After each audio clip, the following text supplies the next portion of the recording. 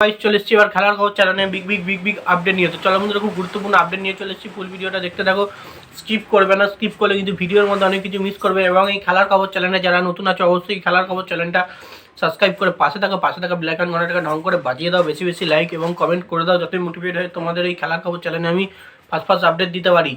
তো চলো বন্ধুরা, ফার্স্ট যে আপডেটটা নিয়ে কথা বলো, খুব গুরুত্বপূর্ণ আপডেট তোমাদের শেয়ার করতে চলেছি ভিডিওর মধ্যে।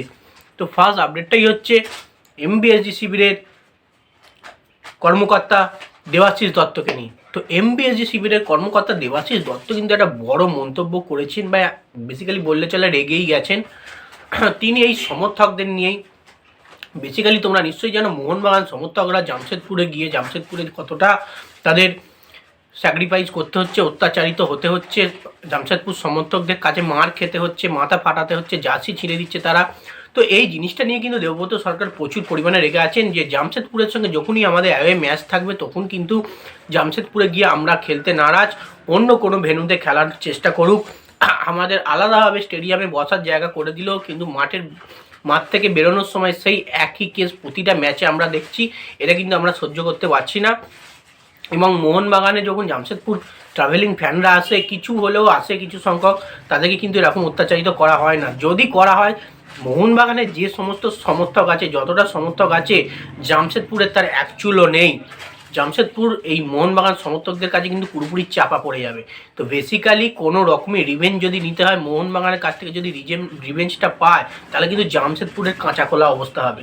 তো বেসিক্যালি অবশ্যই এইটাকে নিয়ে ডিসিশন নিতে বলেছে এআইএফের তরফের কাছে জানিয়েছে। যখনই আমরা মোহনবাগানে অ্যাজ এ মোহনবাগান সাপোর্টার হয়ে জামশেদপুরে খেলা দেখতে যাই, তখনই কিন্তু আমাদের এরকম অত্যাচারিত হতে হয়।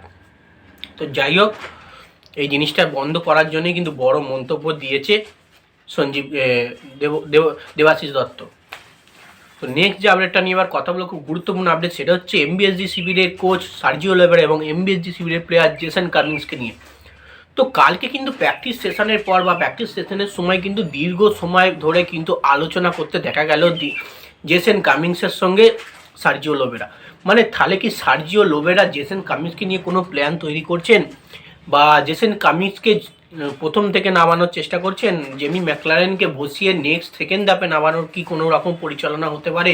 তো ভাই এটাই কিন্তু হতে চলেছে, বা এটা কিন্তু হতে পারে।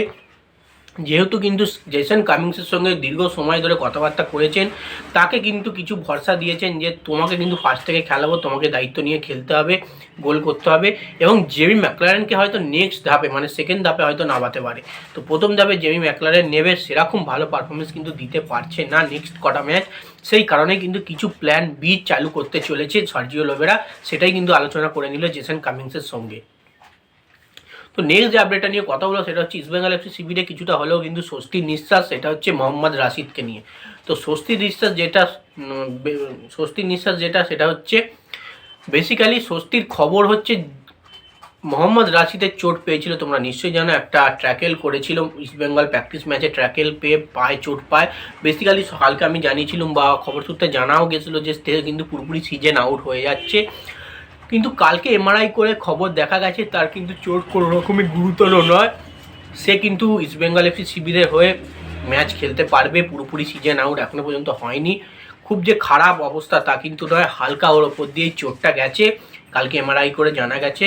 এবং যেদিনকে ইস্টবেঙ্গলের প্র্যাকটিস সিজন আছে, খুব শিগগিরই ইস্টবেঙ্গলের প্র্যাকটিস ম্যাচের মধ্যে কিন্তু তোমরা মোহাম্মদ রাশিদকে দেখতে পাবে দলের সঙ্গে যুক্ত হয়ে অনুশীলন করতে। হয়তো একটা দিন রিহ্যাব সেশন করবেন, তারপরে কিন্তু বল পায়ে অনুশীলন করতে তাকে দেখা যাবে। এবং ইস্টবেঙ্গলের নেক্সট ম্যাচগুলো কিন্তু মোহাম্মদ রাশিদকে পেতে চলেছে বা পেতে পারে, কারণ মোহাম্মদ রাশিদের মতো প্লেয়ার যদি ইস্টবেঙ্গল শিবির হারায়, কিন্তু ইস্টবেঙ্গলের মিডফিল্ডটাই পুরোপুরি ভোগাস হয়ে যাবে। তো নেক্সট এবং লাস্ট আপডেট যেটা নিয়ে কথা হলো, সেটা হচ্ছে ব্যাঙ্গালোর এফসি প্লেয়ার সুনীল ছেত্রী বা ইন্ডিয়ান লেজেন্ড প্লেয়ার সুনীল ছেত্রীকে নিয়ে। সুনীল ছেত্রী হচ্ছে প্রাণ ভোমরা। বেসিক্যালি কার প্রাণ ভোমরা? বিএফসির প্রাণ ভোমরা। সুনীল ছেত্রী যতদিন দলে রয়েছে ততদিন কিন্তু ব্যাঙ্গালোর এফসি যতই খারাপ পারফরমেন্স করুক, ব্যাঙ্গালোরকে কিন্তু একটা ঠিকঠাক জায়গায় নিয়ে যাওয়ার চেষ্টা করে, যেটা এই মরশুমেও দেখা যাচ্ছে। তাদের দলে কিন্তু খুব যে ভারিত্ব ভাব তা কিন্তু ব্যাঙ্গালোর এফসিতে নেই। সুনীল ছেত্রী থাকার কারণে কিন্তু ব্যাঙ্গালোর এফসি দলটাকে চনমনে লাগছে। এবং এফসি গোয়াকে কিন্তু 2-0 বলে হারিয়েছে। তারা প্রতিটা ম্যাচ জেতার চেষ্টা করছে, ম্যাচ জিতছে এবং ড্র করছে। তাদের হারের সংখ্যা কিন্তু খুব একটা বেশি নেই, মানে এই দল নিয়েও কিন্তু তারা জিতছে। তার মানে বুঝতেই পারছো সুনীল ছেত্রী যে দলে রয়েছে, ক্যাপ্টেন লেজেন্ড রয়েছে, সে দলের প্র্যাকটিস ঠিকঠাক পাচ্ছে এবং এই দল নিয়েও এগিয়ে নিয়ে যেতে পারছে। যাই হোক, সেই কারণেই কিন্তু বলা হয়েছে সুনীল ছেত্রীকে প্রাণ ভোমরা, বিএফসির প্রাণ ভোমরা। তো যাই হোক, এই আপডেট ছিল। ভিডিওটা ভালো লেগে থাকলে লাইক, কমেন্ট, সাবস্ক্রাইব করে পাশে থাকো। চলো বন্ধুরা, ভাই, আমার নেক্সট ভিডিও